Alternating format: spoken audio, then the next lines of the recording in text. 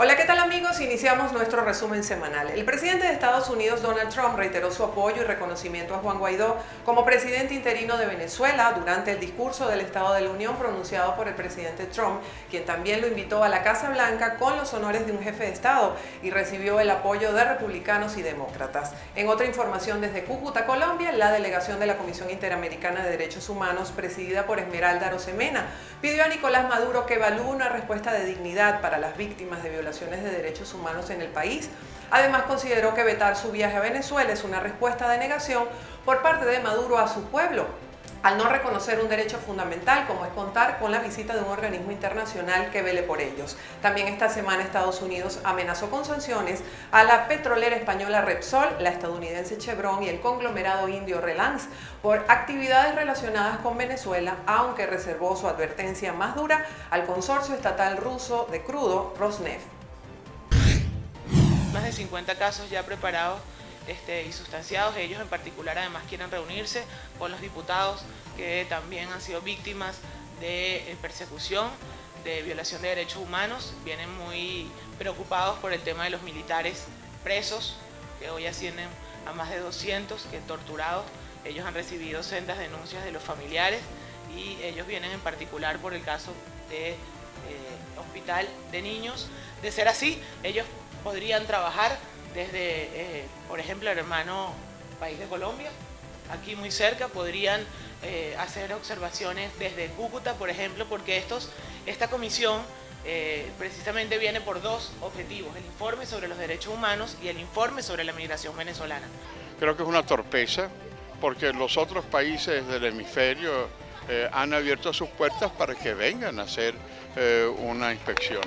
Pero el gobierno, el régimen no lo autoriza, con lo cual queda totalmente aislado. La situación en la que se encuentra Nicolás Maduro y todo el gabinete que lo acompaña, ¿cuál es el escenario que le favorece más? ¿Permitir que ingrese a la comisión o definitivamente cerrarle las puertas de Venezuela? Muy buena pregunta, porque aquí pierde perdiendo y pierde ganando. Es decir, ¿cómo haces tú para esconder el drama de las violaciones de derechos humanos? No lo puedes esconder. Y al no permitir que venga, estás reconociendo que hay violaciones de derechos humanos. De manera que yo creo que el grave error es que hay un sistema de dominación, de opresión y de violación de derechos humanos, y eso con la visita y sin la visita es una situación evidente. Todas estas visitas son importantes. ¿Por qué el régimen se niega a este tipo de cosas cuando Venezuela ha sido signatario históricamente de todos estos convenios, estos tratados? Porque ¿qué les va a permitir a estas comisiones que vienen? Palpar directamente de los familiares y esos testimonios de la violación sistemática y flagrante que han sido sometidos. No solamente los presos políticos, que somos los familiares que estamos aquí, son aquellas personas que han fallecido por la carencia de medicina, falta de servicio. Nosotros lo que queremos es que los derechos de los presos políticos sean respetados. Muchos presos políticos tienen cautelares y eso no les sirve de nada, porque igualito los torturan. Nosotros lo que queremos es justicia, nosotros lo que queremos es libertad, nosotros lo que queremos es respeto. No nos respetan, no respetan la vida del preso, no respetan a su familia que con sacrificio lo va a ver. Entendamos que la Universidad Venezolana no nos pertenece nada más a los estudiantes, a los profesores que hacemos vida hoy en día, sino a todos, porque la universidad es sinónimo de desarrollo, de progreso, y si hoy nos las quieren quitar, efectivamente no vamos a tener un país que pueda construirse el día de mañana. Hoy fue una actividad que se va a seguir replicando en todos los lugares que sean necesarios, porque nuestra voz va a alzarse, no solamente en la Universidad Central de Venezuela, sino en todas las universidades, porque entendamos que no es nada más con la Universidad Central de Venezuela, es la primera para ir con las demás universidades. Nosotros al Tribunal Supremo de Justicia Ilegítimo, a Carmen Zuleta, que es la ponente de la pírrica sentencia 0324, a Juan Mendoza, a Calixto Ortega, les decimos que son una vergüenza para el movimiento estudiantil, una vergüenza para la Universidad Central de Venezuela, donde ellos egresaron de esta casa de estudio, donde egresaron y se formaron en una clase plural, en una casa democrática, en una casa autónoma que hoy quieren meterle las garras y la quieren acabar. Nosotros, el movimiento estudiantil, la Federación de Centros Universitarios, les exigimos que respeten a la Universidad Central de Venezuela y a la autonomía de las diferentes universidades. Si no nos respetan, nos vamos a encontrar. Y no es una agenda interna solamente del movimiento estudiantil, sino una agenda de calle que vamos a continuar, como esta mañana estuvimos en el Tribunal Supremo de Justicia y los sorprendimos pegándonos el papel de que son unos magistrados ilegítimos. Estaremos en la calle y no les diremos ni la hora ni el sitio, pero estaremos de manera pacífica exigiendo el respeto a la Universidad Central de Venezuela y a las otras casas de estudio. A la Junta Directiva de Monómeros que dé cuenta a Venezuela y a los venezolanos de sus estados financieros, de sus estados, de su actuación administrativa, de a qué personas les han otorgado contratos, de a qué empresas se les ha otorgado contratos, de si en algún momento la Junta Directiva ha tenido algún personaje que le haya insistido en alguna actuación indebida. Insistimos en que esta Junta Directiva debe darle cuenta a Venezuela y que también se presente el balance de la actuación administrativa de la Junta Directiva anterior que le rendía cuentas al régimen de Nicolás Maduro. Noticias falsas, noticias en los medios de comunicación que han salido y han rodado en torno a acusaciones falsas en contra del presidente de nuestro partido, Manuel Rosales, en contra del presidente de la Comisión de Energía y Petróleo, Elías Matas, en contra de compañeros diputados y en contra de otros personajes y líderes de la unidad, acusándolos de malversaciones, acusándolos de cosas sin ningún tipo de fundamento. Esta mañana a las 7. ¿Y les informaron en qué momento que no iba a ser operada? Desde que llegamos nos dijeron que no podían operar porque no había luz. Tenían ya desde, no sé si fue desde el viernes o el sábado que están sin luz.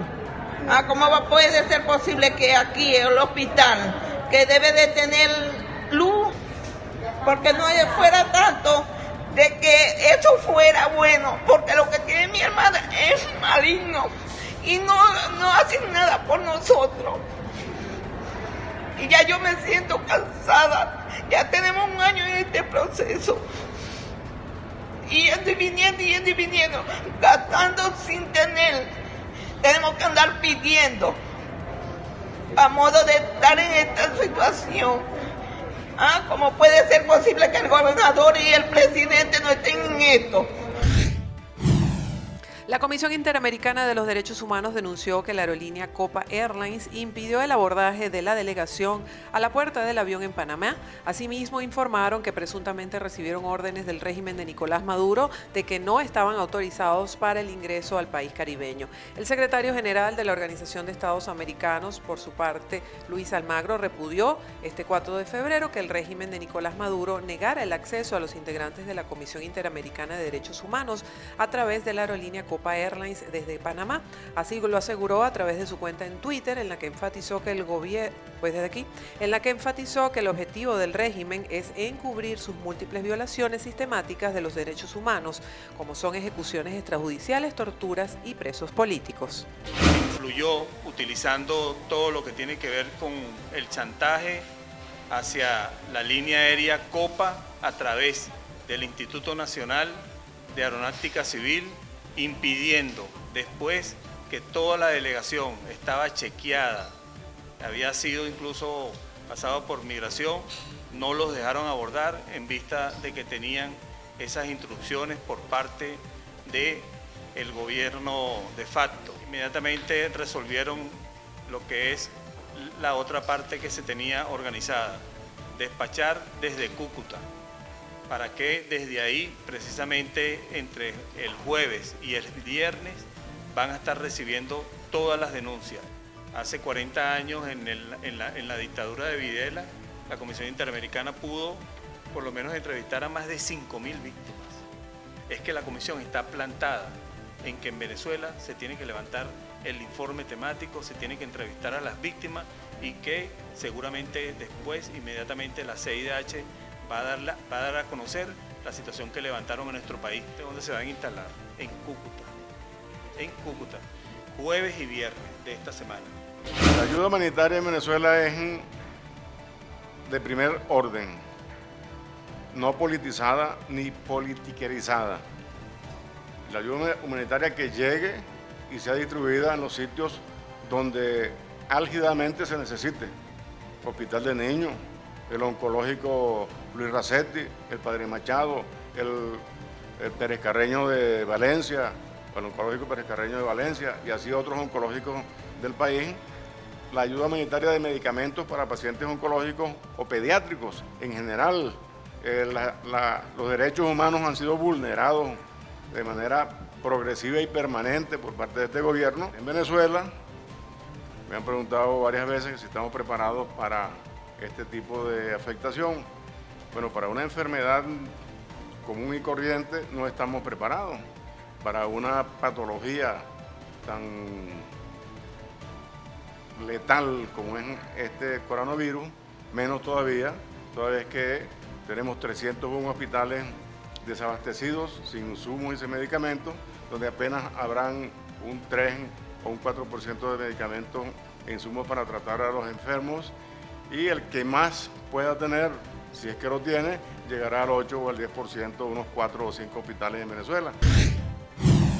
Y aspiramos que ese hecho sea un factor adicional de presión. ¿Qué puede sentir en este momento la dictadura de Nicolás Maduro? Soledad. La dictadura de Nicolás Maduro está sola. Tiene el repudio del pueblo venezolano y tiene el repudio de la comunidad internacional. Lo de ayer, la ovación de ayer a Guaidó, fue una ovación a Venezuela. Fue una ovación a la lucha que estamos librando los venezolanos por alcanzar nuestra libertad.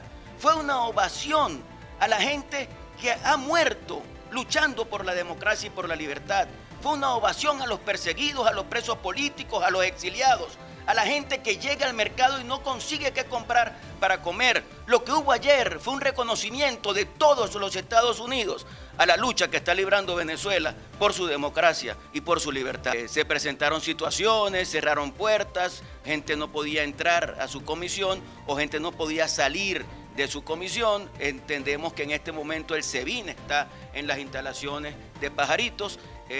Nosotros hacemos responsable completamente al SEBIN y a la dictadura de Nicolás Maduro de cualquier situación que puedan ahora decir. Las comisiones se instalaron perfectamente bien con la participación de sus presidentes, sus vicepresidentes y los integrantes de cada una de las comisiones, que lo hicieron en su sitio natural, y eso al final termina siendo una buena noticia para el país.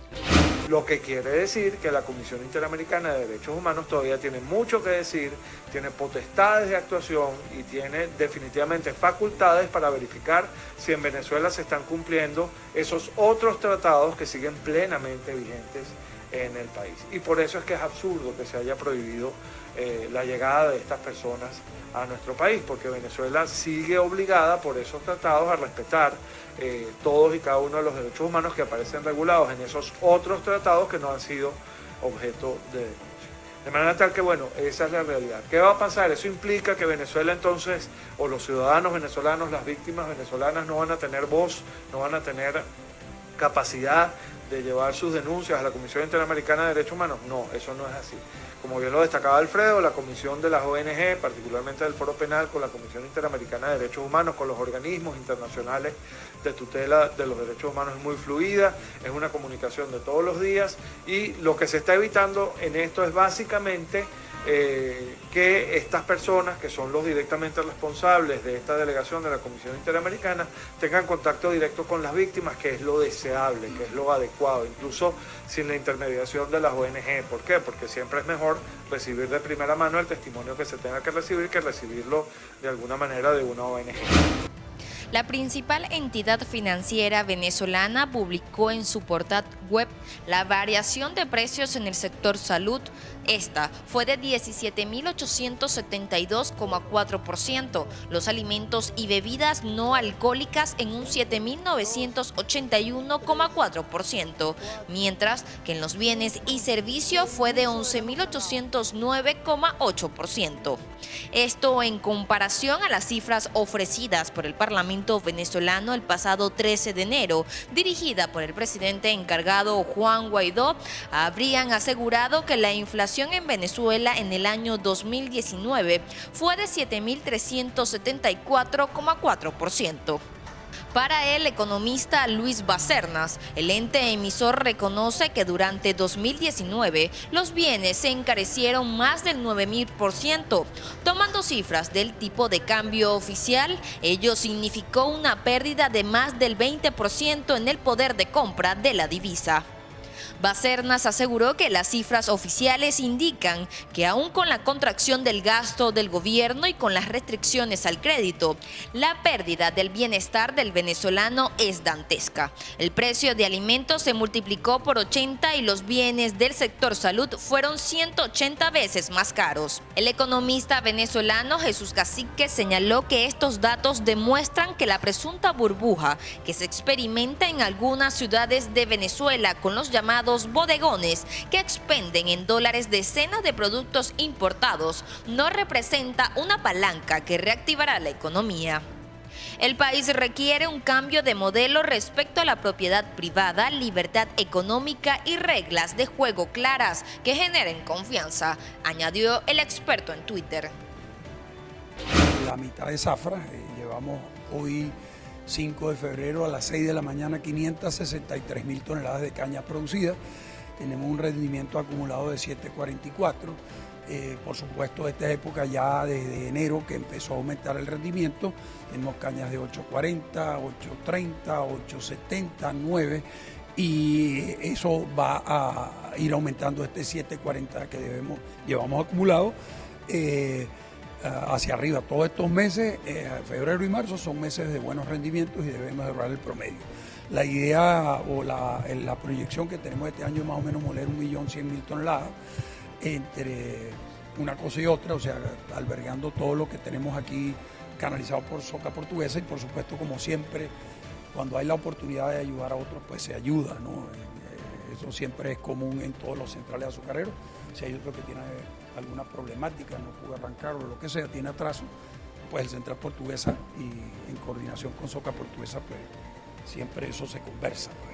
Pues. Este año estamos optimistas en el sentido de que vamos levantando de nuevo la agroindustria.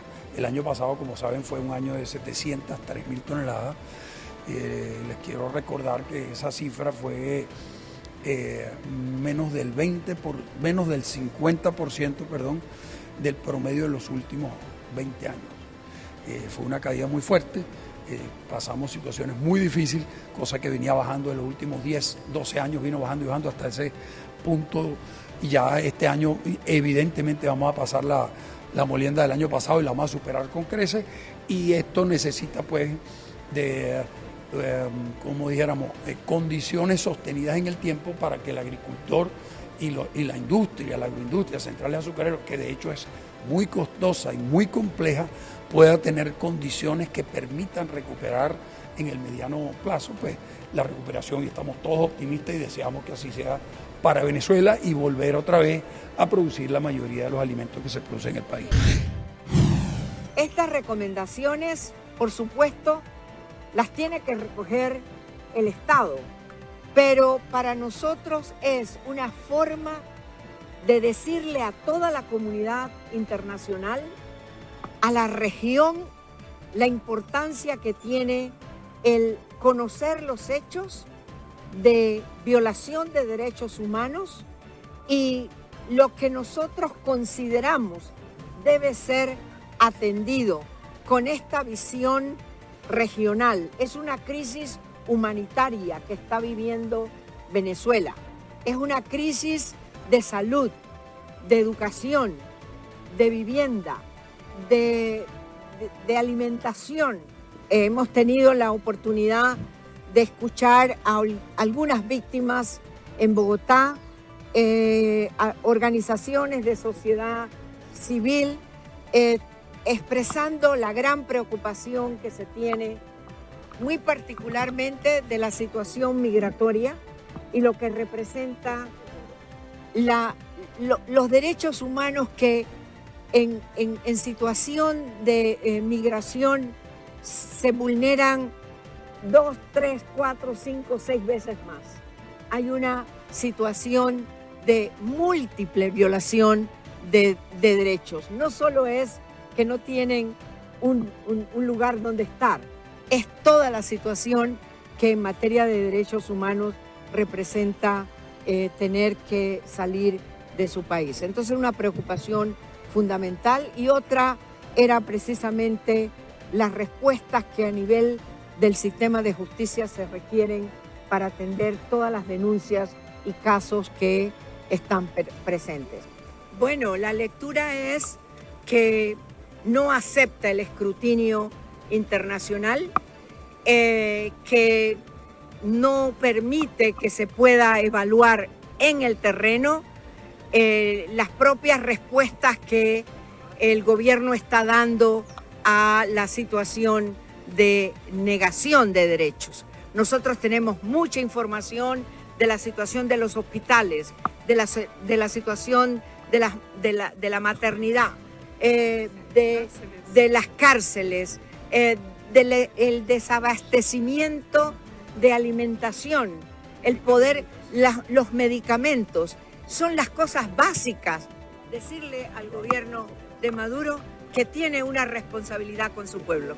¿Hay esperanza para los venezolanos? Siempre tiene que haber esperanza. Y mi llamado es a la solidaridad entre los venezolanos y las venezolanas. Hacer una unidad, una fortaleza de su dolor, de sus angustias, y levantarse sobre ellas. En este envío llegan aproximadamente 42 toneladas, que sumadas a las que han llegado con antelación, están cerca de 500 toneladas que han ingresado al país por instrucciones precisas del movimiento internacional, de la Cruz Roja y de la Media Luna Roja. En este cargamento vienen fundamentalmente equipos médicos, material médico quirúrgico para que, como ustedes bien saben, van a ser distribuidos en las zonas más vulnerables por parte de la Cruz Roja a través de jornadas comunitarias como lo estamos haciendo y también a través de los hospitales públicos. Y vamos a entregar este material, como dijo el doctor, es parte de todo lo que hemos estado trayendo, y este último envío viene fundamentalmente con material como guantes, soluciones, macrogoteros, etc. Todo lo que son equipos y medicinas también, porque también viene material para los programas que ya está ejecutando la Cruz Roja. Fui votada aproximadamente desde agosto del 2019, posterior a lo que pasó en enero del 2019, a los hechos que pasaron en el Hospital Dr. Juan Montezuma Llinari. Nuevamente nos conseguimos hoy aquí para decirle que nos están violentando los derechos del trabajador, los derechos de los trabajadores porque nosotros decidimos, el grupo de trabajadores, que fuimos aproximadamente de 13 a 18 trabajadores que fuimos despedidos lamentablemente por decir la verdad, en las condiciones que estaban nuestros hospitales, nos notifican que sí hay necesidad en todos los centros hospitalarios del estado de Trujillo, hay necesidades para la parte gremial de enfermería en este caso. Hay mucho ausentismo laboral y decidimos, pues, tal motivo, irnos otra vez nuevamente a optar cargo por la parte pública. ¿Qué sucede? Que hoy en día nos están diciendo que necesitamos el perdón del patrón. ¿Qué quiere decir el perdón del patrón? O sea, que nos están señalando a nivel de salud pública, nos señalaron a todos que no tenemos ningún derecho a opción a tal cargo. Un seguro administrado, que es lo que antiguamente le decían el HCM, de 200.000 bolívares. Ya las clínicas, ni los laboratorios, ni los institutos médicos nos atienden, de lo cual eso ha traído hasta jubilados muertos. Yo estoy recién operado hasta el corazón abierto. Al corazón abierto me operaron. ¿Y puede comprar sus medicamentos o tiene que pedir ayuda a su familia? Una nieta me tiene que mandarme, una nieta me tiene que mandarme de Perú las medicinas para yo tomarlas, pero aquí, los conroriales de aquí no da para nada. ¿Qué se siente tener que pedirle a los nietos cuando usted quizás estuvo acostumbrado? Me salen las lágrimas de pedir cuando yo era un hombre próspero. Soy una persona operada de corazón abierto, tengo 2 bypass. El año pasado, en el mes de octubre, el 21 de octubre del año pasado, yo le pasé una carta al ministro, ¿ok? Pidiéndole sobre el HCM, que eran 200.000 bolívares anual, 200.000 bolívares anual. Y da la casualidad que ese mismo día, a los 20 minutos, me encontré al ministro y le dije, ministro, le estoy pasando una carta bien dura. Y él me dijo lo siguiente: muy bien, así que me gusta una cosa, porque yo soy de Caricuao, pero no hemos tenido respuesta, señor. Yo no me pude hacer mis exámenes que me mandó el cardiólogo porque el seguro no lo cubre, señores. 200.000 bolívares anual y continúa esa póliza de 200.000 bolívares anual. ¿Cómo hace uno para entonces ir al médico? Los CDI no tienen los medicamentos. Uno tiene que estar brincando a ver dónde consigue los medicamentos, señores. El comedor nos lo cortaron, nos quitaron el comedor. ¿Teme usted por su vida debido a él? Si yo todos los días ando pendiente de eso, gracias a Dios que yo todavía me siento bien y gracias a Dios que Dios me ha dado fortaleza. Pero voy a seguir luchando para que se logre la dignidad de los jubilados, para que tengan un HCM digno, porque yo pedía una jubilación digna, una jubilación donde yo pueda disfrutar mi jubilación, no una jubilación que yo estoy brincando y mendigando medicamentos y hasta alimentos. No hay una recuperación económica significativa aún. Me temo que las sanciones internacionales dificultan la posibilidad de una reactivación económica en el corto plazo. Yo sé cuál es el objetivo de las sanciones: dificultar, las operaciones y introducir dificultades sistémicas en general al régimen autoritario en Venezuela. Pero claro está, hay que calibrar el efecto ulterior que estas tienen. Si las sanciones solo se limitaran a crearle problemas al régimen autoritario, bueno, eso podría contribuir, pero si acaso alteraran, afectaran el tejido social y político que le hace frente al régimen autoritario en el plano doméstico, eso sugiere que habría que calibrar cuáles son favorables para la transición a la democracia y cuáles no. Entonces, en lo esencial, Venezuela no ha salido de sus problemas centrales. En lo esencial, seguimos en un muy mal momento. Lo que tenemos hoy en día es una renovación de las expectativas en virtud de la gira internacional de Guaidó y la instalación de cierta ilusión de recuperación en la medida en que esencialmente algunos productos no son susceptibles de arancel. Hoy requiere que todo el peso de la ley caiga sobre este sujeto. Hoy requiere que este sujeto permanezca privado de libertad. Pero se requiere sobre todo que no exista impunidad, porque no estamos hablando de un cargo. Son muchos los cargos que este señor tiene, por ende muchos años por los cuales debe estar privado de libertad. Independientemente de que sea una mujer o un hombre, ha violado derechos humanos durante más de 30 años, sometiendo en este caso a una mujer a esclavitud.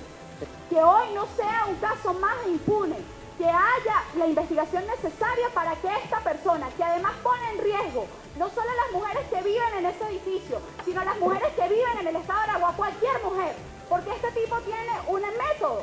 Son 4 mujeres secuestradas durante más, inclusive una de ellas estuvo 23 años secuestrada. 29 casos que hoy no se procede, no se ahonda en investigación, que pasan a ser cifras de impunidad. La invisibilidad, y gracias a los medios ella no queremos que ocurra, es el arma preferida de los violadores de derechos humanos, de los violadores de cualquier tipo de derechos humanos y en particular de los violadores de los derechos humanos de las mujeres. ¿Cuántos otros casos de Morelas, cuántas otras Morelas no viven al lado de nosotros en el edificio donde vivimos?